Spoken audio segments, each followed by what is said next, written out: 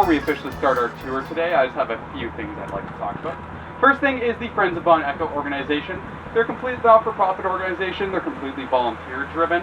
They're the reason that we have the boat tours, the ferry boat. They also employ some of our NHE staff, and they do operate Greystone's Gift Shop.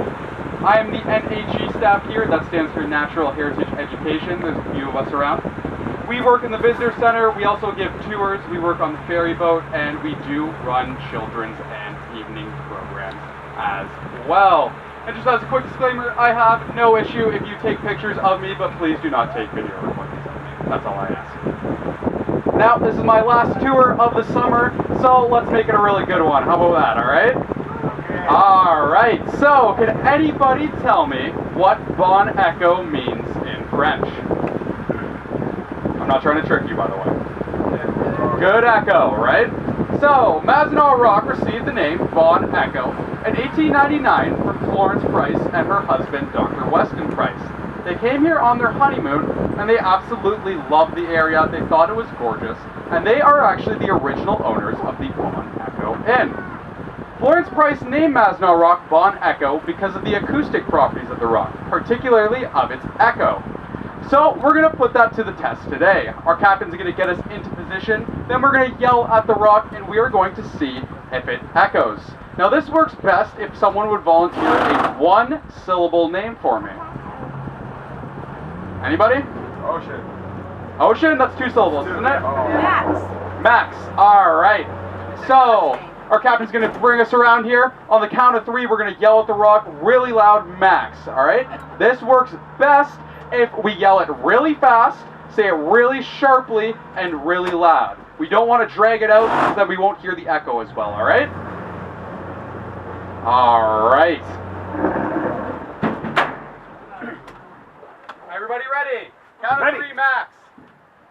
1, 2, 3, Max! Until 1921, when unfortunately she passed away. In 1921, her son Merrill Dennison inherited the inn. Merrill Dennison was a very well-known author and playwright. He actually invited members of the group of 7 out to the area where they would stay for completely no charge. Just in exchange, they would have to paint various advertisements and posters for him. Members of the group of 7 are a very famous painting group from Canada, and we'll actually talk about one of them in a bit.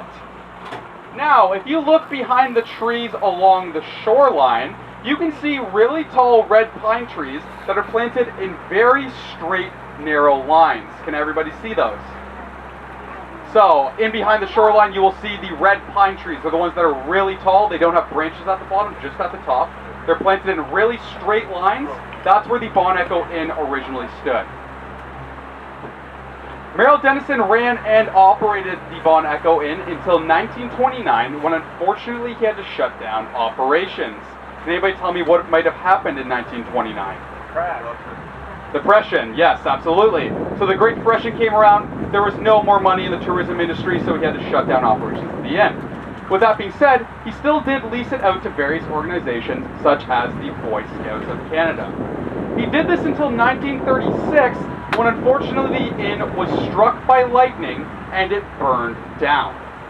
Now, while the inn did burn down, there are still 3 buildings from the inn period that stand in the park today. The first one is immediately on our left, and it is our visitor center. This was originally called Dollywood. It was constructed in 1928 by the Proctor family. It served as their cottage. They named it Dollywood because the wife's name was Dolly, hence the name Dollywood. You can still see Dollywood inscribed on one of the side panels in the sunroom. The next building is also immediately on our left, and it is Greystone's Gift Shop. This was originally a schoolhouse out on Campbell's Bay, served as a manager's cabin. When the area became a park in 1965, they tore it down and then they rebuilt it up on the hill where it stands today. Now, we're coming up to North Beach here, and this is actually the beach that is right onto the Sawmill Bay Campground. Is anybody staying at the Sawmill Bay Campground? Nobody? Well, would anybody like to guess why we might call it Sawmill Bay? Sawmill? Yes, there used to be a sawmill. I never try to trick you on this tour. So, Sawmill Bay, there used to be a sawmill that stood there. One of my personal favorite things to do is look at the rock at sunset out on the water or on the shoreline. It is absolutely gorgeous, and I very much recommend it to anybody.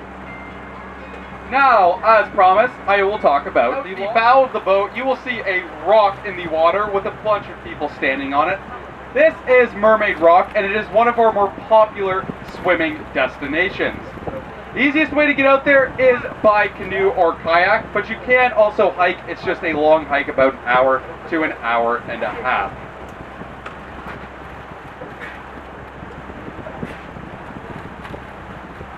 Now, it is called, or to find the exact location and keep adding tally marks to it. Our second picture up will be coming up here shortly, and it is going to be the easiest one to see the entire tour. What you're going to be looking for is two cat-like figures. Underneath it is a slight U shape. We will be coming up to a set of 3 pictographs. We aren't quite at them yet, but we will be coming to them shortly.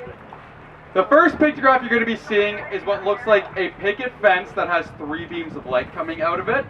Below and to that right of that pictograph, you will see what looks like a man-like figure with big rabbit ears.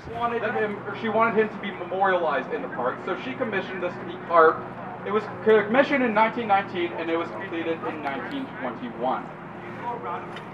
Now, she loved Walt Whitman so much that she actually wanted her ashes to be scattered underneath the memorial. But at the time, cremation was illegal in Canada.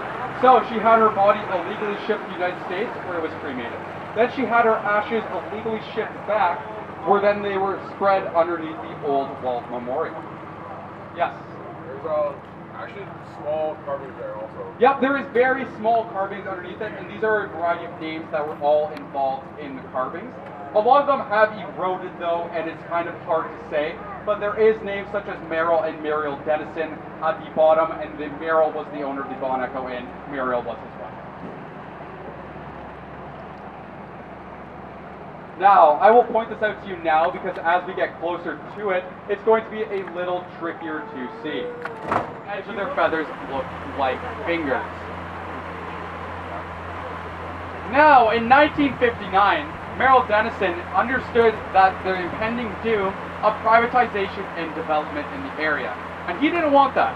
He wanted this area to remain as beautiful and untouched. He didn't want condos and resorts to be placed all along the shoreline.